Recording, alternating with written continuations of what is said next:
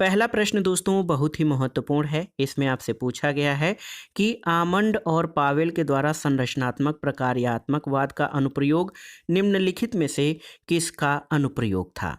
Option है eastern की राजनीतिक व्यवस्था का ढांचा, डहल का बहुतंत्र, लुसियन पाई का आधुनिकीकरण सिद्धांत या रोस्टोव के विकास का सिद्धांत। तो सही उत्तर है आमंड और पावेल द्वारा संरचनात्मक प्रकार्यात्मकवाद का अनुप्रयोग ईस्टर्न की राजनीतिक व्यवस्था के ढांचे का अनुप्रयोग था। और आप जान लीजिए कि आमंड और पावेल द्वारा संरचनात्मक प्रकार्यात्मकवाद का अनुप्रयोग ईस्टर्न की राजनीतिक व्यवस्था के ढांचे का अनुप्रयोग था।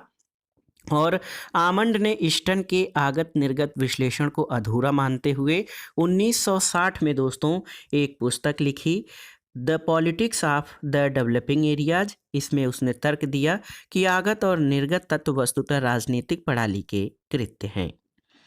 अगला प्रश्न है लुसियन पाई की राजनीतिक विकास की अवधारणा की 3 प्रमुख विशेषताएं कौन सी हैं। तो आप जानते हैं समानता, क्षमता और संरचनाओं का विभिन्नीकरण, ये लुसियन पाई की राजनीतिक विकास की 3 प्रमुख विशेषताएं हैं। समानता, क्षमता और विभेदीकरण। इसको विस्तार से जान लीजिए। समानता का अर्थ होता है दोस्तों कि ऐसा परिवर्तन जिसके अंतर्गत परंपरागत समाज के शासित लोग आधुनिक समाज में नागरिकों का दर्जा प्राप्त करने लगते हैं। क्षमता का अर्थ ये है कि राजनीतिक आधुनिकीकरण के परिणाम स्वरूप सार्वजनिक मामलों का प्रबंध, विवाद के नियंत्रण और जनसाधारण की नई नई मांगों का सामना करने के लिए राजनीतिक प्रणाली की क्षमता बढ़ जाती है। और विभेदीकरण का अर्थ ये है कि राजनीतिक प्रणाली के विशिष्ट कृत्यों को संपन्न करने के लिए भिन्न भिन्न और विशिष्ट संरचनाएं उभर कर सामने आती हैं। अगला प्रश्न है दोस्तों राजनीतिक आधुनिकीकरण के संदर्भ में कौन से कथन सही हैं, आपको बताना है।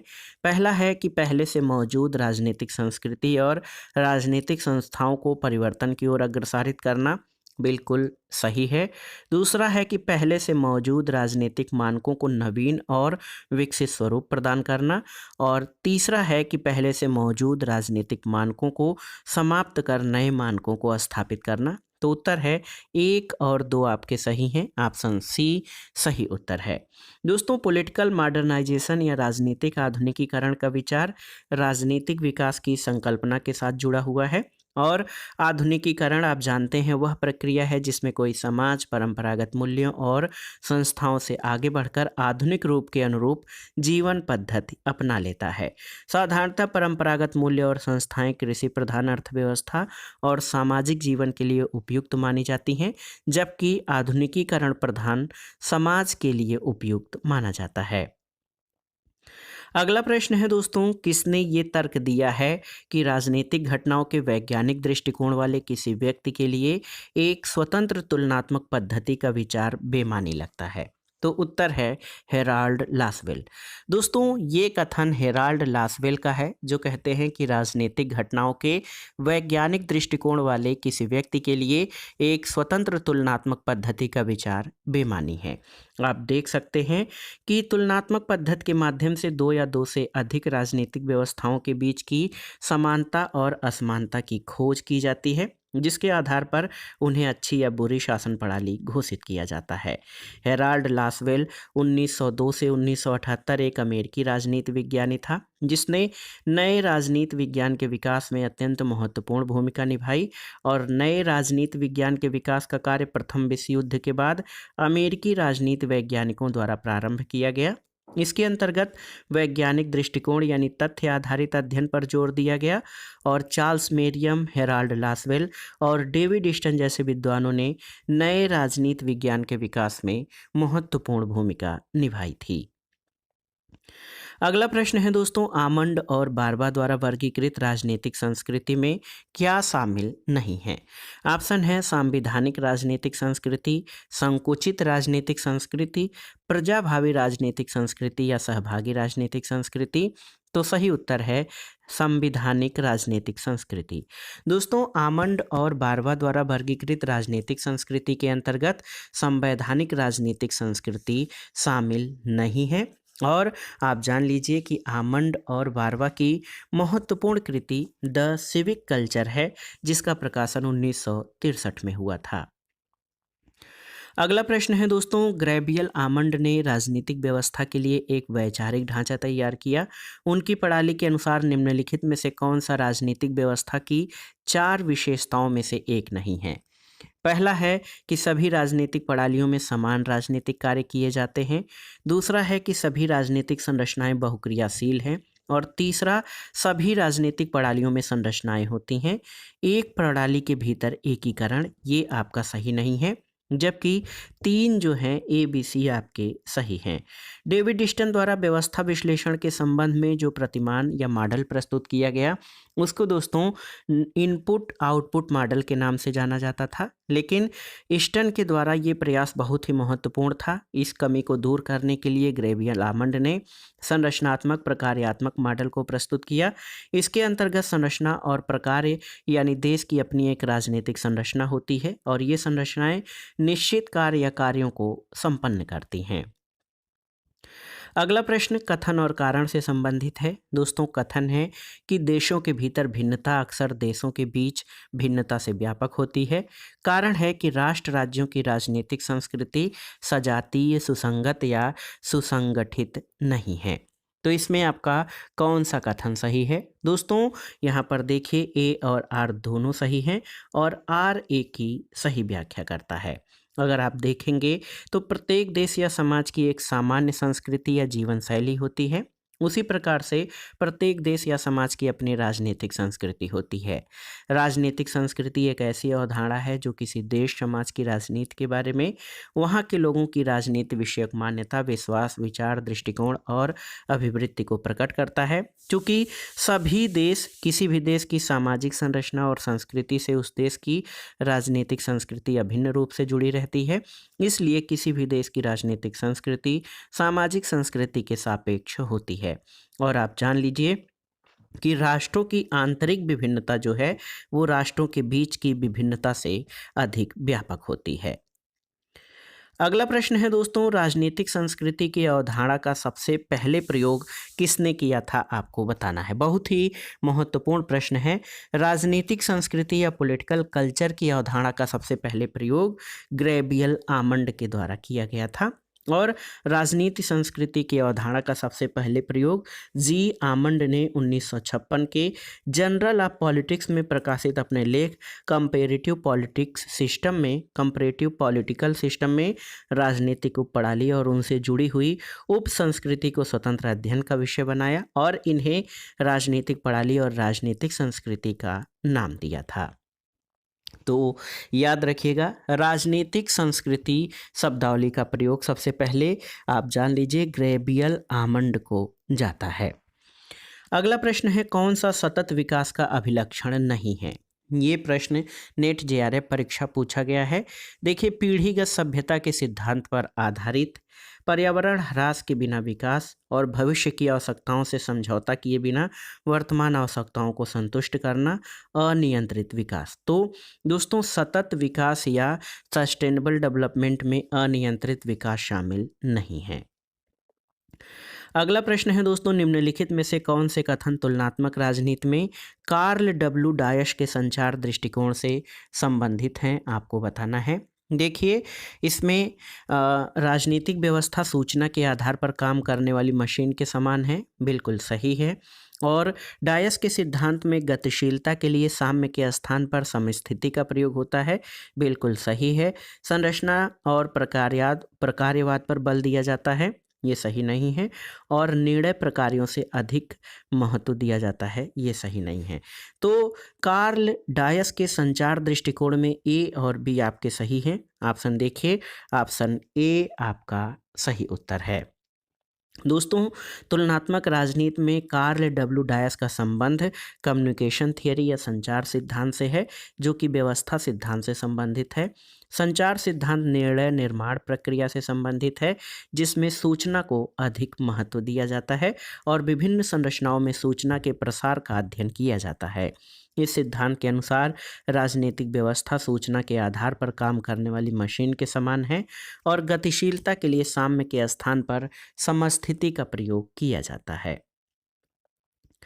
अगला प्रश्न है दोस्तों, आधुनिकीकरण और क्षय के सिद्धांत की धारणा किसकी है, आपको बताना है। ये प्रश्न बहुत ही महत्वपूर्ण है। तो आधुनिकीकरण और क्षय के सिद्धांत की अवधारणा हंटिंगटन की है। ऑप्शन सी आपका सही उत्तर है। दोस्तों, सैमुअल पी हंटिंगटन ने अपनी रचना political order in changing societies 1968 में तर्क दिया है कि राजनीतिक विकास और आधुनिकीकरण में सीधा संबंध नहीं है। हंटिंगटन के विचार से राजनीतिक विकास का मुख्य लक्षण राजनीतिक व्यवस्था है और इसमें मुख्य बाधा राजनीतिक अव्यवस्था से पैदा होती है, जिसको उसने पॉलिटिकल डीके या राजनीतिक ह्रास कहा है। और हंटिंगटन के अनुसार राजनीति की मूल समस्या ये है कि किसी देश में जिस गति से सामाजिक और आर्थिक परिवर्तन होता है, उसकी तुलना में राजनीतिक संस्थाओं का विकास पीछे रह जाता है। यदि राजनीतिक सहभागिता और राजनीतिक संस्था निर्माण साथ साथ चल सके तो राजनीतिक ह्रास को रोका जा सकता है। अगला प्रश्न दोस्तों, याद रखिएगा, an introduction to comparative government के लेखक कौन हैं? तो उत्तर है, ये पुस्तक जीन ब्लॉन्डेल की है। An introduction to comparative government के लेखक जीन ब्लॉन्डेल है। अगला प्रश्न है दोस्तों, विकास की तीन दुनियाएं पुस्तक के लेखक कौन हैं? तो उत्तर है, देखिए, इरविंग होरोविट्ज। सही उत्तर हो जाएगा इरविंग होरोविट्ज। ऑप्शन बी आपका सही उत्तर है। विकास की तीन दुनियाएं 1966 में प्रकाशित पुस्तक के लेखक इरविंग होरोविट्ज हैं और ग्राहम वालास की पुस्तक है ह्यूमन नेचर इन पॉलिटिक्स। अगला प्रश्न है दोस्तों, राजनीतिक व्यवस्था विश्लेषण के अंतर्गत निवेश निर्गत विश्लेषण का संबंध किससे है, आपको बताना है। तो इनपुट आउटपुट मॉडल जो है व्यवस्था विश्लेषण में डेविड ईस्टन का है। डेविड ईस्टन ने शासकों को संबोधित विन्यासित आकांक्षाएं या अपेक्षाएं कहा है और ईस्टन के राजनीतिक व्यवस्था में निवेश में मांगों और समर्थनों को शामिल किया गया है और समर्थन जो है राजनीतिक वस्तुओं की तरफ अभिमुखी होते हैं। ईस्टर्न की राजनीतिक व्यवस्था में महत्वपूर्ण घटक निर्गत यानी आउटपुट है। निर्गत दो प्रकार के हो सकते हैं, पहले को सत्तात्मक या आधिकारिक निर्गत कहते हैं और दूसरे प्रकार के निर्गत को सह या संबद्ध निर्गत कहा जाता है। अगला प्रश्न है, निम्नलिखित में से कौन सा तत्व राजनीतिक संस्कृति के निर्माण में सबसे महत्वपूर्ण भूमिका निभाता है? राष्ट्र, राज्य, रीति रिवाज, विश्वास और मूल्य या इनमें से कोई नहीं? तो आप जान लीजिए, पॉलिटिकल कल्चर में विश्वास और मूल्य। दोस्तों देखिए, विश्वास और मूल्य किसी भी देश की राजनीतिक संस्कृति के निर्माण में सबसे महत्वपूर्ण होता है और आप जान लीजिए कि राजनीतिक संस्कृति के निर्माण में सबसे महत्वपूर्ण भूमिका विश्वास, मूल्य और अभिवृत्तियों का होता है। अगला प्रश्न है दोस्तों, राजनीतिक संस्कृति या पॉलिटिकल कल्चर शब्द युग्म का प्रयोग सबसे पहले किसके द्वारा किया गया था? तो उत्तर है आमंड एवं सिडनी बर्बा के द्वारा। दोस्तों, राजनीतिक संस्कृति शब्द को आजकल जिस संदर्भ में समझा जाता है उसका सबसे पहले प्रयोग आमंड और सिडनी बर्बा ने अपनी पुस्तक द सिविक कल्चर में किया था और सिडनी बर्बा के अनुसार राजनीतिक संस्कृति में आनुभविक विश्वास, अभिव्यक्तात्मक प्रतीक और मूल्यों की वह व्यवस्था निहित होती है जो उस परिस्थिति अथवा दशा को परिभाषित करती है जिसमें राजनीतिक क्रिया संपन्न होती है। अगला प्रश्न है, कौन सा राजनीतिक सामाजिकरण का एक अभिकरण नहीं है, आपको बताना है। ऑप्शन देखिए, राजनीतिक प्रतीक, परिवार, राजनीतिक दल या कोई नहीं। तो आप जान लीजिए, राजनीतिक सामाजिकरण में ये सभी तत्व महत्वपूर्ण हैं। ऑप्शन डी आपका जो है कोई नहीं, आपका यहाँ पर सही उत्तर हो जाएगा। और आप जान लीजिए, हर्बर्ट साइमन ने राजनीतिक सामाजिकरण की परिभाषा अपनी पुस्तक पॉलिटिकल सोशलाइजेशन में किया है और इसी के माध्यम से व्यक्ति में राजनीतिक समझ विकसित होती है, राजनीतिक जीवन और पद्धति के प्रति उसके दृष्टिकोण का विकास होता है और इस तरह जिस प्रक्रिया द्वारा व्यक्ति राजनीति के प्रति अपना ज्ञान प्राप्त करता है उस प्रक्रिया को राजनीतिक सामाजिकरण कहते हैं। और राजनीतिक सामाजिकरण एक प्रकार से राजनीतिक शिक्षण की एक प्रक्रिया है और इसमें परिवार, शिक्षण संस्थाएं, राजनीतिक और सामाजिक संस्थाएं, सहकारी प्रक्रियाएं, जनसंचार के साधन महत्वपूर्ण हैं। अगला प्रश्न है, A system analysis of political life के लेखक कौन हैं? तो सही उत्तर क्या हो जाएगा? दोस्तों, A system analysis and political life के लेखक डेविड ईस्टन हैं। ऑप्शन सी आपका सही उत्तर हो जाएगा। अगला प्रश्न दोस्तों, निम्नलिखित में से कौन आमंड द्वारा प्रतिपादित राजनीतिक व्यवस्था का आगत नहीं है? हित समूहन, हित मुखरन, अंतःपाशी या राजनीतिक संप्रेषण? तो सही उत्तर है अंतःपाशी। दोस्तों, आप जान लीजिए कि आमंड द्वारा प्रतिपादित राजनीतिक व्यवस्था के आगतों में हित समूहन, हित अभिव्यक्तिकरण और राजनीतिक संप्रेषण शामिल हैं। अंतःपाशी इसमें शामिल नहीं है। अगला प्रश्न है, कौन से लुशियन पाई के अनुसार राजनीतिक विकास के लक्षण हैं? समानता, क्षमता, विभेदीकरण, ये सभी। तो सही उत्तर है राजनीतिक विकास का संबंध 3 प्रकार की विशेषताओं से होता है और ये सभी आपके सही उत्तर है, समानता, क्षमता और विभेदीकरण। और आप जान लीजिए कि लुसियन पाई द्वारा प्रतिपादित जो राजनीतिक विकास के लक्षणों में ये तीनों ही लक्षण शामिल किए जाते हैं। अगला प्रश्न है दोस्तों, गैब्रियल आमंड के द्वारा प्रस्तुत राजनीतिक संस्कृति के त्रिस्तरीय विभाजन में से कौन सम्मिलित नहीं है?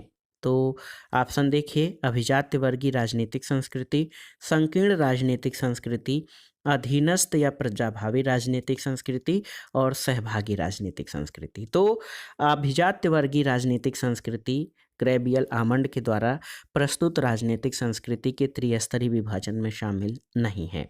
आमंड और पावेल के अनुसार दोस्तों, राजनीतिक संस्कृति राजनीतिक व्यवस्था के सदस्यों की राजनीति के प्रति वैयक्तिक अभिवृत्तियों और अभिमुखीकरणों के प्रतिमान है।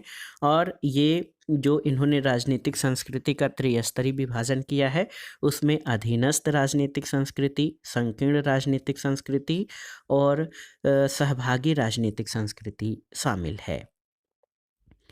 अगला प्रश्न है दोस्तों, लुशियन पाई ने राजनीतिक विकास में संकट की कुछ अवस्थाएं बताई हैं। इनमें से कौन उस संकटावस्था से संबंधित नहीं है? देखिए, इसमें आपके हैं औचित्य का इत्यता का संकट, औचित्य का संकट, वितरण का संकट। तो इयत्ता संकट जो है, औचित्य का संकट, वितरण का संकट, ये तो शामिल है। मूल्य संकट इसमें शामिल नहीं है। दोस्तों, लुशियन पाई ने राजनीतिक विकास की अवधारणा का गहन अध्ययन करके ये निष्कर्ष निकाला है कि राजनीतिक विकास संस्कृति का विसरण और जीवन के पुराने प्रतिमानों को नई मांगों को अनुकूल बनाने, उन्हें उनके साथ मिलाने या सामंजस्य बैठाना है। और पाई ने राजनीतिक विकास को जनसंख्या, व्यवस्था की कार्यक्षमता और संरचनाओं के आधार पर परिभाषित किया है। आप जान लीजिए, उन्होंने राजनीतिक विकास की 3 विशेषताएं समानता, क्षमता और विभिन्नीकरण माना है। अगला प्रश्न दोस्तों, कौन सा एक सही सुमेलित है? इसमें आपको बताना है। यहाँ पर पुस्तकें हैं। ला पलम्बोरा की पुस्तक है पॉलिटिक्स विद इन नेशंस। देखिए, तो ये भी आपका सही नहीं है। डेविड ईस्टन की बुक है the political system A framework for political analysis. तो ये भी सही नहीं है अपना। इसके अलावा W.G. एंड्रूज की पुस्तक है कॉन्स्टिट्यूशन एंड कॉन्स्टिट्यूशनलिज्म, ये आपका सही है। और जीन ब्लांडेल की पुस्तक है an introduction to comparative government. तो आप देख लीजिए, केवल ऑप्शन सी आपका सही सुमेलित है। अन्य जो सही पुस्तकें और उनके लेखक हैं हमने आपको बता दिया है।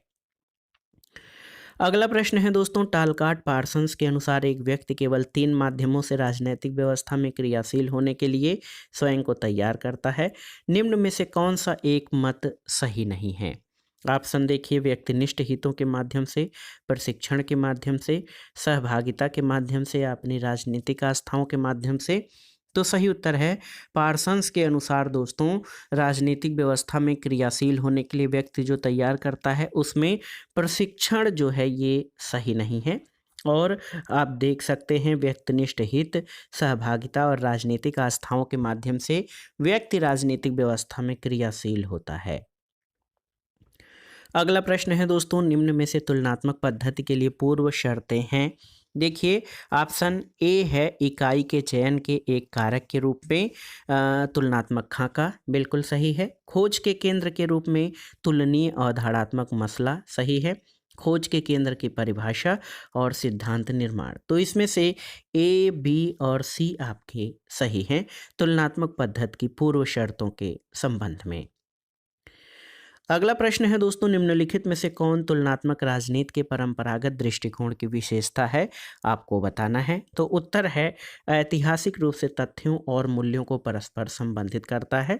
तो आप जान लीजिए, तुलनात्मक राजनीति का जो परंपरागत या ट्रेडिशनल अप्रोच है, उसमें राजनीतिक संस्थाओं, संगठनों और सरकारों का तुलनात्मक अध्ययन किया जाता था और इसके अंतर्गत तथ्यों और मूल्यों के मध्य परस्पर संबंध पाया जाता है। यद्यपि इसमें मूल्यों, आदर्शों की अधिकता पाई जाती है और तथ्यों की न्यूनता पाई जाती है। जैसे प्लेटो ने अपने समय में एथेंस और स्पार्टा की शिक्षा पद्धतियों का तुलनात्मक अध्ययन करके अपनी शिक्षा पद्धति प्रस्तुत किया, तो वह अध्ययन मूल्यात्मकता से ओतप्रोत था, किंतु तथ्य रहित नहीं था। अगला प्रश्न है दोस्तों, देखिए महत्वपूर्ण प्रश्न है ये आपका। इसमें पूछा गया है कि डेविड ईस्टन की राजनीतिक प्रणाली की दृढ़ता की अवधारणा मूल रूप से किस विषय से ली गई है। तो उत्तर है जैविक विज्ञान। दोस्तों, डेविड ईस्टन की पुस्तक है political system and inquiry into the state of political science 1953। उसमें अपना उन्होंने प्रणाली विश्लेषण या सिस्टम एनालिसिस प्रस्तुत किया है और डेविड ईस्टन ने ऐसे सिद्धांत का निर्माण करना चाहा है जिसमें कि सारे सामाजिक विज्ञान समा जाएं। डेविड ईस्टन प्रणाली विश्लेषण की दृढ़ता की अवधारणा मूल रूप से जैविक विज्ञान से ली गई है और जिस प्रकार मानव शरीर की जो विशेषता है वही विशेषता प्रणाली विश्लेषण की है। मानव शरीर के समस्त अंग एक दूसरे से जुड़े होते हैं, वैसे ही समाज की सभी संस्थाएं एक दूसरे से जुड़ी हैं। मानव शरीर के अंग जिस तरह एक दूसरे पर आश्रित हैं, वैसे ही प्रणाली विश्लेषण में विभिन्न संस्थाएं, कार्यपालिका, विधायिका और न्यायपालिका एक दूसरे पर आश्रित हैं और जिस प्रकार मानव शरीर के अंग एक दूसरे पर क्रिया करते हैं, वैसे ही राजनीतिक प्रणाली में परस्पर क्रिया होती है।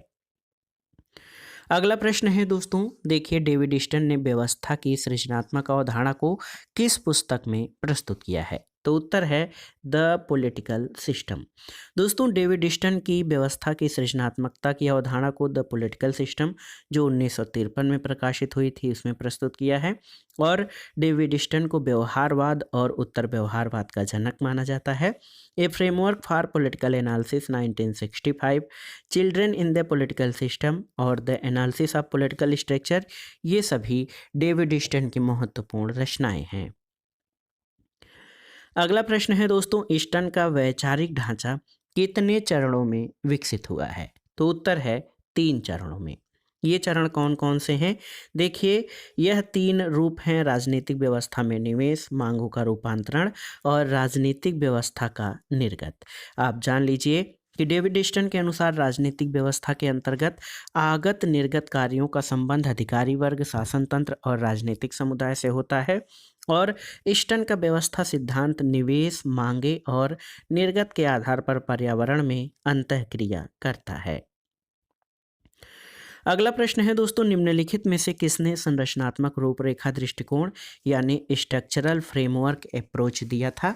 ऑप्शन देखिए, Max Weber, Gabriel Almond, William Mitchell या टालकाट पार्सन्स। तो सही उत्तर है संरचनात्मक प्रकार्यात्मक विश्लेषण ग्रेबियल आमंड का है।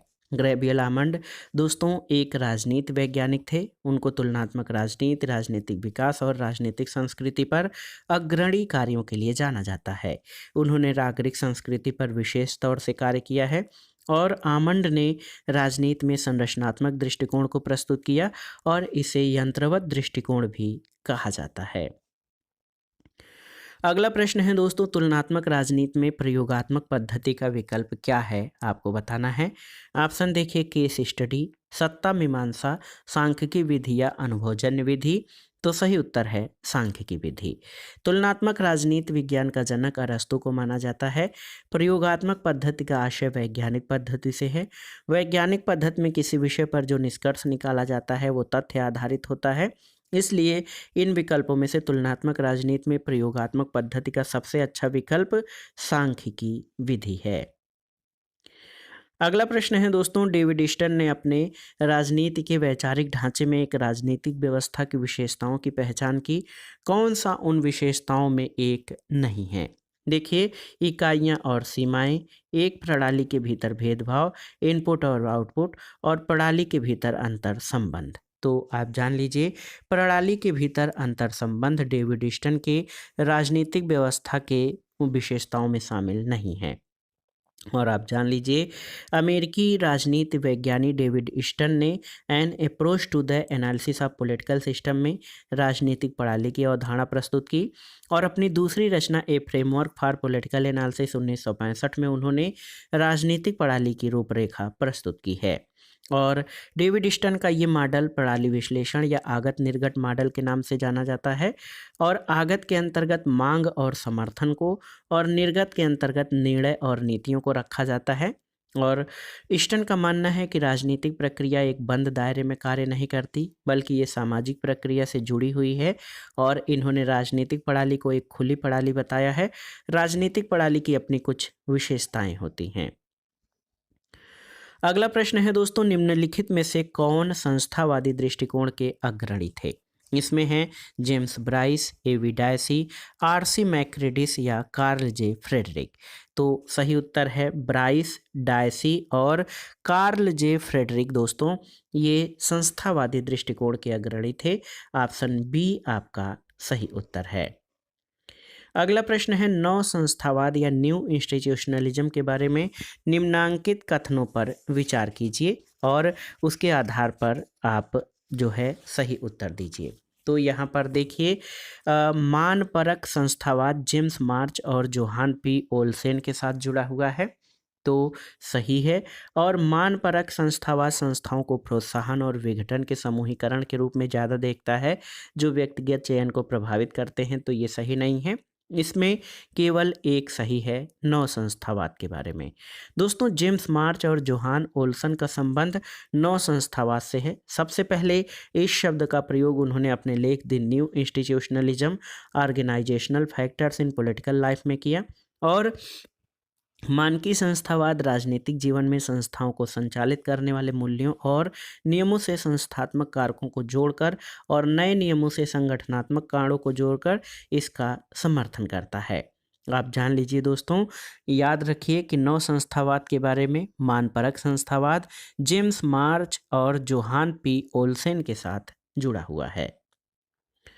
अगला प्रश्न है, अपनी पुस्तक ए फ्रेमवर्क फॉर पॉलिटिकल एनालिसिस में डेविड ईस्टन राजनीतिक जीवन को मानता है क्या? तो उत्तर है व्यवहार की व्यवस्था। आप जान लीजिए, 1965 में प्रकाशित ए फ्रेमवर्क फॉर पॉलिटिकल एनालिसिस में डेविड ईस्टन उन प्रमुख वर्गों की स्थापना के विचार प्रस्तुत करता है जो सामान्य सिद्धांत के निर्माण के आधार हो सकते थे। और इस पुस्तक में ईस्टन राजनीतिक व्यवहार को व्यवहार की व्यवस्था मानता है, और व्यवहार में प्रयोग करके राजनीति और समाज की अंतःक्रियात्मकता के आनुभविक विश्लेषणात्मक अध्ययन को व्यवहारिक रूपरेखा प्रदान करने का गंभीर प्रयास करता है।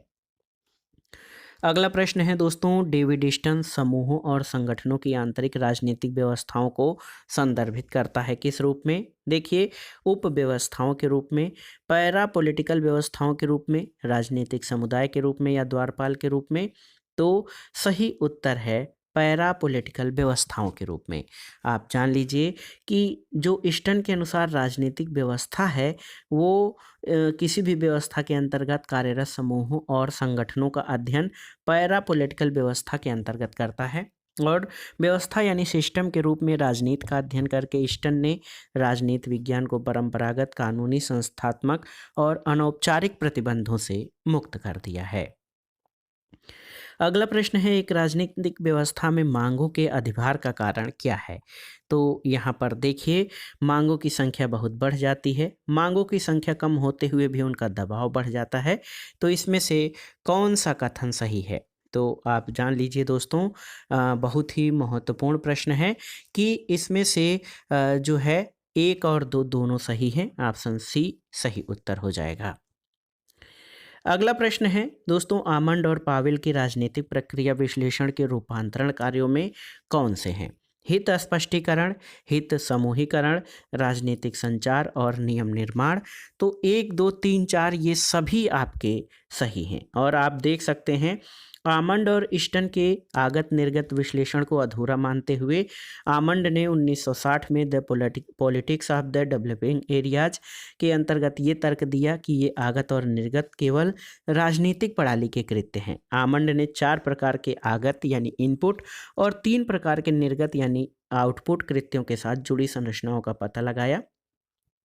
आगत कृत्यों में राजनीतिक समाजीकरण और भर्ती, हित स्पष्टीकरण, हित समूहन और राजनीतिक संचार, जबकि निर्गत कृत्यों में नियम निर्माण, नियम अनुप्रयोग और नियम अधिनिर्णय शामिल हैं। अब आते हैं अगले प्रश्न पर दोस्तों। महत्वपूर्ण प्रश्न है, निम्नांकित में से किसने चार्ल्स मेरियम को राजनीति के लिए मनोविज्ञान के महत्व को समझने वाले राजनीतिक वैज्ञानिकों में प्रथम माना है? आपको बताना है। तो यहाँ पर देखिए, महत्वपूर्ण प्रश्न है आपका। सही उत्तर क्या हो जाएगा? सही उत्तर आपका हो जाएगा हेराल्ड लासवेल, ऑप्शन डी।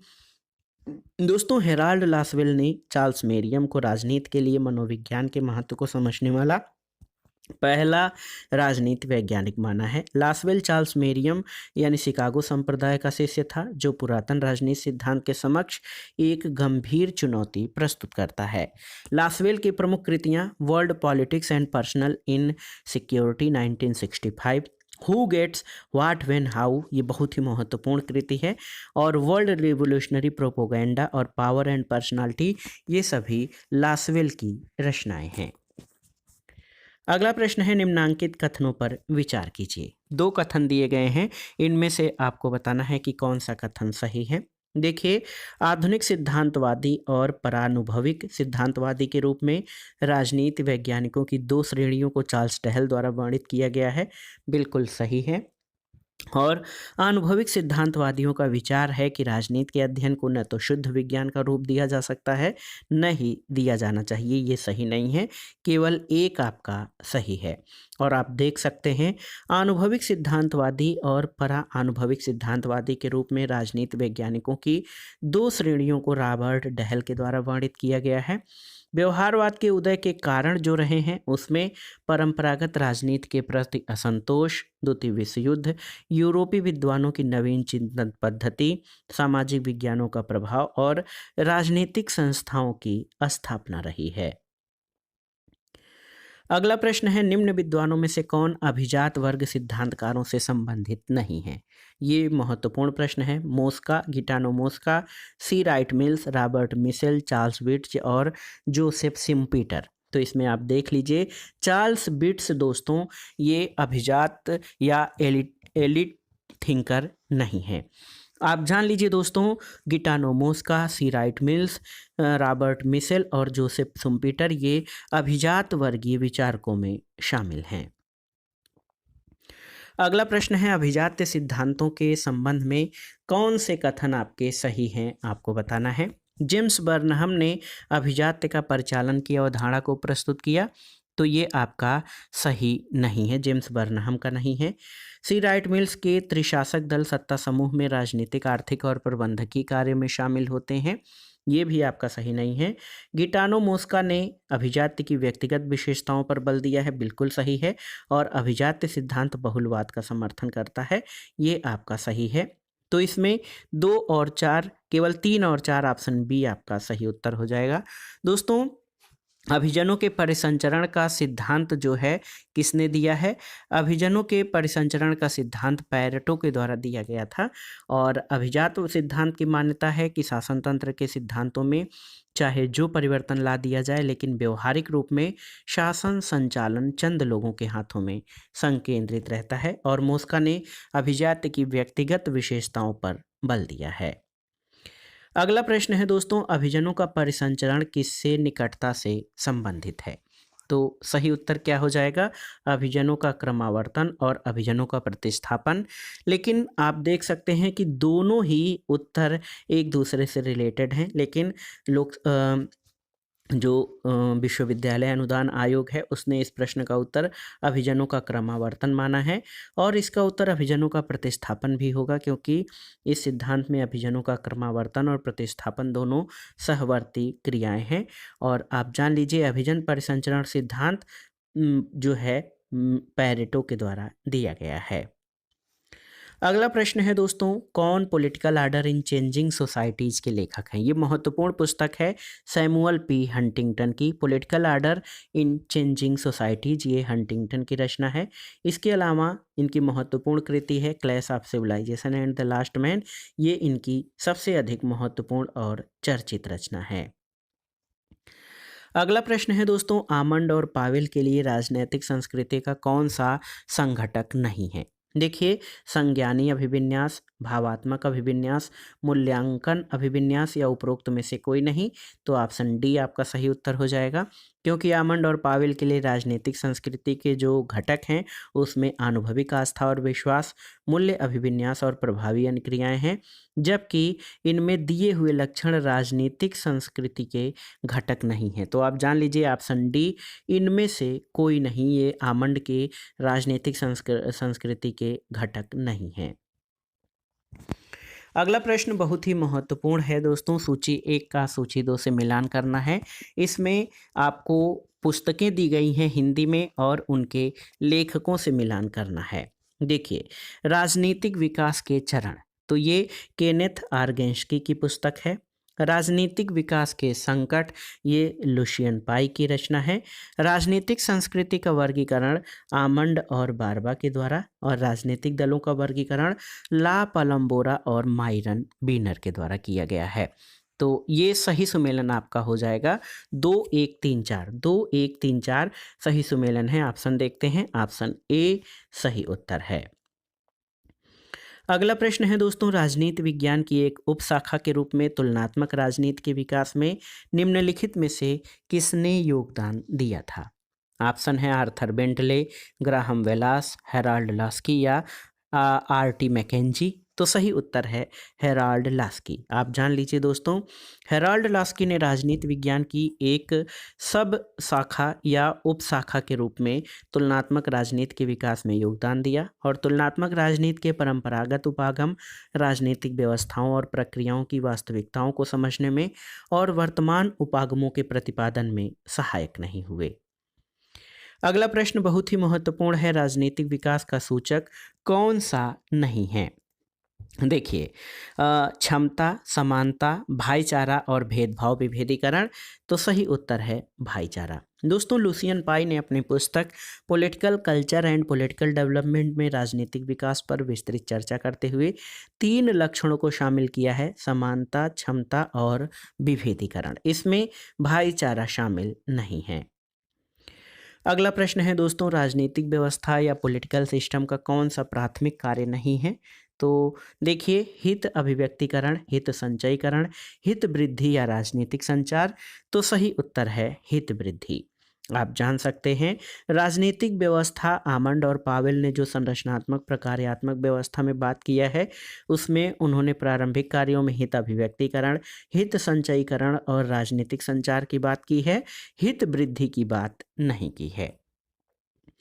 अगला प्रश्न और आज की वीडियो का आखिरी प्रश्न है दोस्तों, निम्नलिखित में से किसने राजनीतिक व्यवस्थाओं को राजनीतिक प्रजातंत्र, परिरक्षक प्रजातंत्र, आधुनिकी अल्पतंत्र, सर्वसत्तात्मक अल्पतंत्र और पारंपरिक अल्पतंत्र में जो है वर्गीकृत किया है? ऑप्शन है एडवर्ड सिल्स, लुशियन पाई, एफ के आर्गेंस्की या और डेविड एप्टर। तो सही उत्तर है एडवर्ड सिल्स। दोस्तों, आप जान लीजिए कि एडवर्ड सिल्स ने राजनीतिक व्यवस्थाओं को 5 श्रेणियों में राजनैतिक प्रजातंत्र, परिरक्षक प्रजातंत्र, आधुनिकी अल्पतंत्र, सर्वसत्तात्मक अल्पतंत्र और पारंपरिक अल्पतंत्र में वर्गीकृत किया है। तुलनात्मक राजनीति के ग्रंथों में राजनीति व्यवस्था शब्द का प्रयोग दिन प्रतिदिन बढ़ता जा रहा है, और राजनीति व्यवस्था की संकल्पना राज्य और सरकार से संबंधित है। तो दोस्तों, ये था आज का वीडियो राजनीति विज्ञान अथवा नागरिक शास्त्र के कंप्लीट रिवीजन सीरीज के अंतर्गत।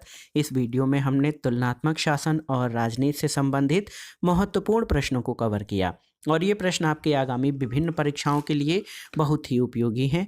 आपकी जानकारी के लिए बता दें कि तुलनात्मक शासन और राजनीति चैप्टर जो है दोस्तों, टीजीटी पीजीटी के अतिरिक्त, टीजीटी पीजीटी के लिए उतना अधिक नहीं, लेकिन असिस्टेंट प्रोफेसर परीक्षा, राजस्थान के असिस्टेंट प्रोफेसर परीक्षा, नेट जेआरएफ के लिए बहुत ही उपयोगी है।